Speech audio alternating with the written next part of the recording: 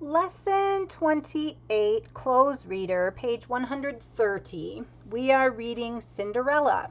And if you were able to identify that our story, Yi Shen, was very similar to Cinderella, you were correct. So what is our background? Our background tells us about the story. And our background here says Cinderella has to get used to a new mother and two new sisters. Her new family members are not very nice to her. And I'm sure many of you have either read the story or seen the movie and read the story of Cinderella. And our purpose today, remember our purpose tells us why we are reading, is to find out what happens when Cinderella makes a special wish. So number 1 asks us to read the start of the story and underline the part that shows it is a fairy tale. So let's read this first page and see what we get. Once upon a time, there lived a girl named Cinderella. Cinderella was smart, kind, and beautiful. Her father loved her very much, and she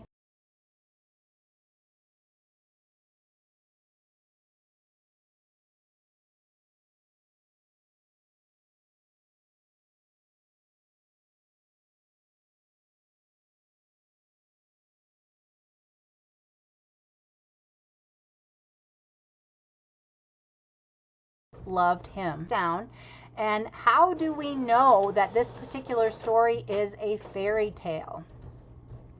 Well, if you said because it says once upon a time, you are correct. So underline once upon a time.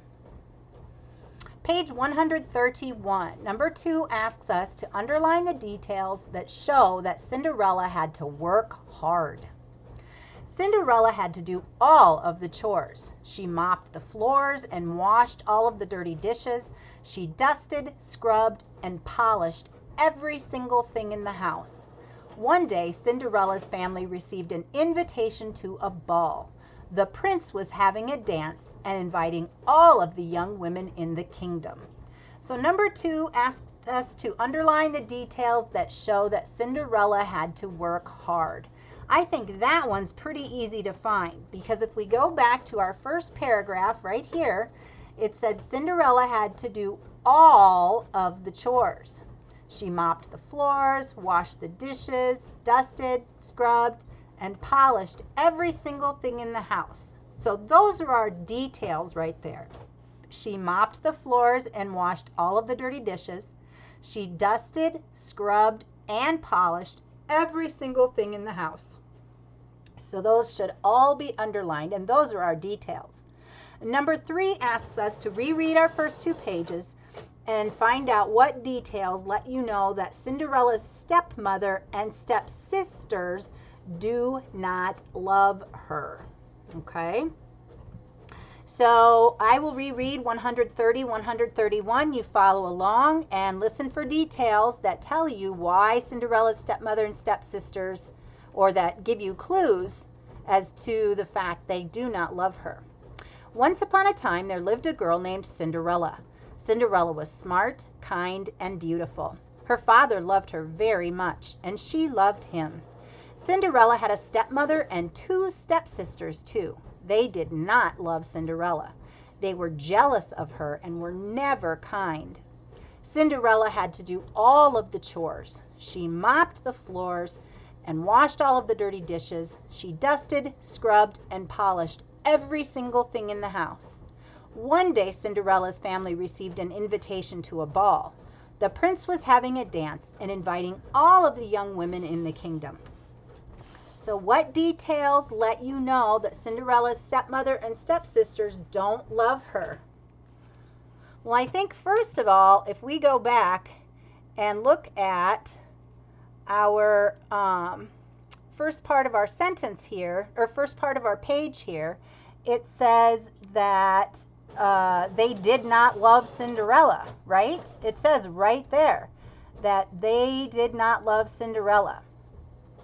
So let's write that down.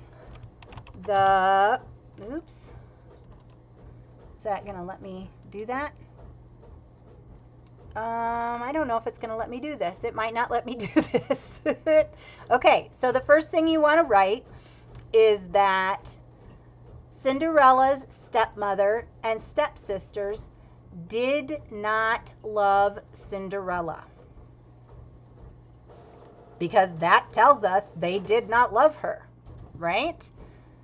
And then secondly, it said Cinderella had to do all of the chores.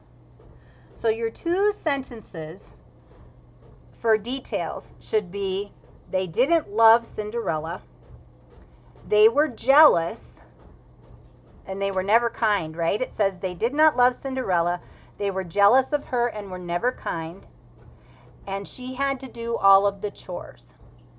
So Cinderella's stepmother and stepsisters did not love Cinderella, period. They were jealous and were never kind, and Cinderella had to do all of the chores. So pause the video and go ahead and write that. If you need to rewind to hear what I said, go right ahead. Don't forget to do the definition for ball, which Miss C always forgets to do. In this case, a ball was what? The prince was having a dance. So a ball is a dance. Page 132. We're supposed to circle the fairy godmother's wand in the picture. So let's come down and look at the picture, and it's very easy to see her wand, right? The little stick right here is her wand. Let's read our story. It says, Cinderella ironed her stepsisters' dresses. She brushed their hair and fixed their bows. Then she waved goodbye as they skipped off to the ball. Cinderella was not allowed to go.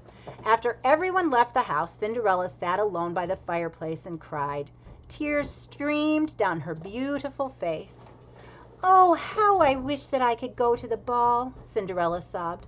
I wish that I had a beautiful dress to wear. Just then, a tiny woman with wings flew through the window. She had a wand in her hand. It was Cinderella's fairy godmother. Well, what is a wand, boys and girls? What is that little magical stick that she has there? And that's exactly it. It's a magical stick that allows her to do what? She can grant wishes with that wand, can't she? Excuse me. Number 5 asks us to reread the page and underline the two things that Cinderella wishes for. I'm not going to reread the page because I'm having trouble uploading long videos, but if we go back through and look at the page here, it says she wishes for two things. How I wish that I could go to the ball, and I wish that I had a beautiful dress to wear. So instead of writing two separate sentences, you can underline, instead of underlining two separate sentences, you can just underline the two things she wished for. Go to the ball and a beautiful dress. Page 133. Underline 3 things that could only happen in a fairy tale. So let's read our page. And at the bottom it wants to know, how does Cinderella's fairy godmother make Cinderella's wishes come true? So please be thinking of that while I read the page. Well, why are you crying, my dear? The fairy godmother asked Cinderella. Oh, I want to go to the ball too, cried Cinderella. Then you shall go, said the fairy godmother. Cinderella's fairy godmother waved her wand quickly in the air. Poof! A pumpkin transformed into a golden coach. 6 mice turned into a team of horses to pull the coach. Whoosh! Cinderella's old worn-out clothes were changed into a beautiful pink and silver gown and 2 glass slippers. So what are 3 things that could only happen in a fairy tale? Well, first of all, let's go back. She has a fairy godmother, right? And a fairy godmother is usually only something that can happen in a fairy tale. So I would say, let's look at this sentence right here. Cinderella's fairy godmother waved her wand quickly in the air. So that's definitely something that could only happen in a fairy tale. Next, a pumpkin transformed into a golden coach. That's definitely something that could only happen in a fairy tale. 6 mice turned into a team of horses to pull the coach. Again, definitely something that could only happen in a fairy tale. And Cinderella's old worn-out clothes were changed into a beautiful pink and silver gown and 2 glass slippers. What does it mean to transform something? It says a pumpkin transformed into a golden coach. Well, transformed is just a fancy word for changed. Okay, so she waved that magic wand and poof, she changed the pumpkin into a golden coach. But transformed is a really fun word to use when you're writing to make your writing more interesting. Now it wants to know, how does Cinderella's fairy godmother make her wishes come true? What did she just do? What did we say? She transformed a pumpkin to a coach, turned mice into horses, and turned her clothes into a beautiful gown. So go ahead and write your sentences. You can pause if you need to. 134. In the picture, we're supposed to circle the coach that takes Cinderella to the ball. Well, let's look at our picture. Certainly looks like this was our pumpkin and this was our white mice, right? So if we circle this right here, I think we did what we're supposed to for number 7. What are you waiting for? The fairy godmother asked Cinderella. You need to get to the ball. Just make sure that you come home by midnight. The prince saw Cinderella as soon as she entered the ballroom. He could not believe his eyes. She was the most beautiful girl he had ever seen. Number 8 wants to know, what does Cinderella have to remember to do by midnight? And what does it say right here? She has to make sure that she goes home by midnight. So write your sentence here. Pause the video if you need to. Number 9. Underline 4 words that describe Cinderella and the prince. As you can hear, my dog is barking. There must be a squirrel outside. The prince asked Cinderella to dance. The prince soon discovered that Cinderella was smart and kind, and he fell completely in love with her. Cinderella learned that the prince was good and noble. Cinderella fell in love with him, too. So what are 4 words that describe Cinderella and the prince? Underline 4 words that describe Cinderella and the prince. Well, we have Cinderella was smart and kind. So we would underline smart and kind. And it says she learned the prince was good and noble. So underline those 2 words. So that gives us 4 words. Do you know what noble means? When you are noble, it means you usually will do something for people that's very generous and kind and maybe almost heroic, things that maybe not everybody would do. So if you're noble, it means you're a very good person. Now, it asks us, why do Cinderella and the prince fall in love with each other? Well, why do they fall in love with each other? I think they fell in love with each other because they both liked the things about each other that were special. Cinderella was smart and kind, and the prince fell in love with her because of that. And the prince was good and noble, and Cinderella fell in love with him because of that. So they both had good qualities that the other fell in love with. So pause your video and write your sentence. Number 136, page 136, number 10. In the picture, circle the glass slipper that falls off Cinderella's foot. So let's look at our picture here, and if you look, I think up on the steps, look right there, there's her slipper. So go ahead and circle that. And it wants us to find the clue that Cinderella leaves that might help the prince find her. And we almost can already tell that from the picture, right? And because we probably know the story. Soon enough, the clock began to strike midnight in the ballroom. Cinderella gasped and turned to race out of the castle. As she ran out, one of her glass slippers fell off of her foot. Cinderella did not stop to get it. So what clue does Cinderella leave? She leaves one of her glass slippers. And that's your sentence. She leaves one of her glass slippers.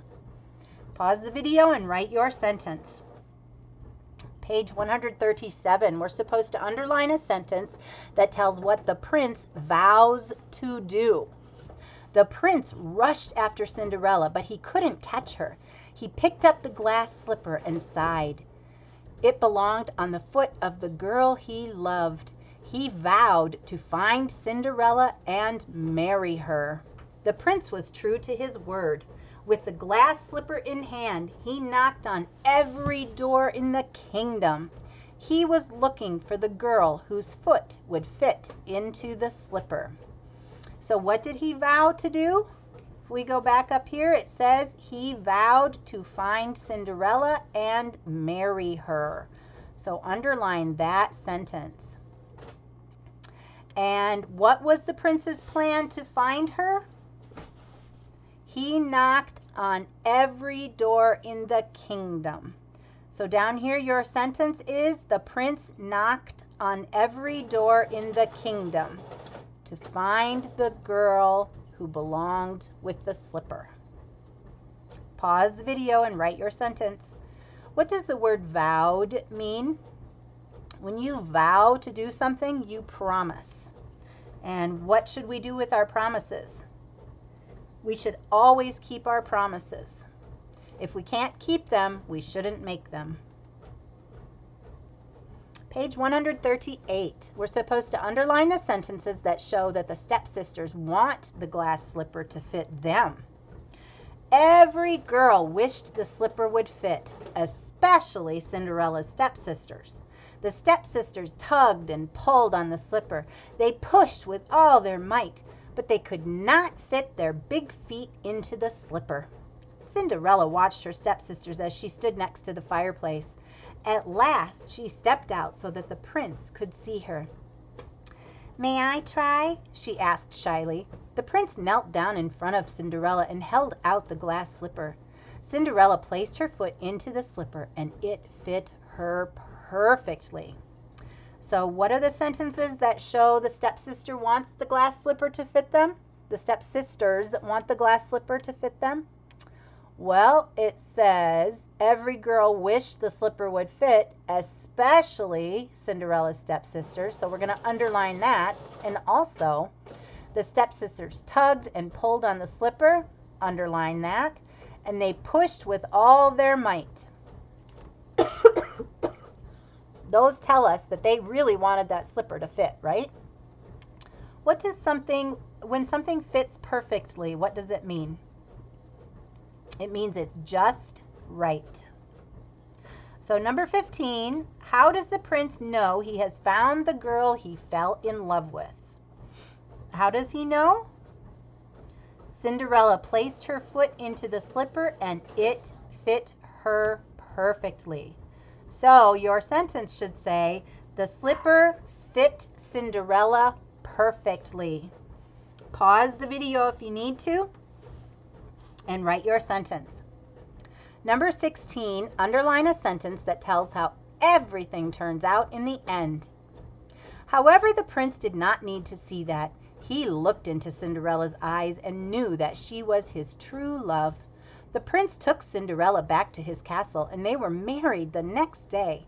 Then Cinderella, who was always kind, invited her father, her stepmother, and her stepsisters to live with the prince and her in the castle, and they all lived happily ever after. Now, do you find a lesson in this story? Think about that. And let's go back to number 16. It wants us to underline a sentence that tells how everything turns out in the end. And actually, that's our very last sentence because it says they all lived happily ever after. So there's our sentence that tells us how everything turned out. Now, my question is, what lesson does the story tell? What are lessons? Lessons are something that teach us something. So what do you think this story taught? I'm going to leave this last sentence up to you. You can message me and tell me what you think.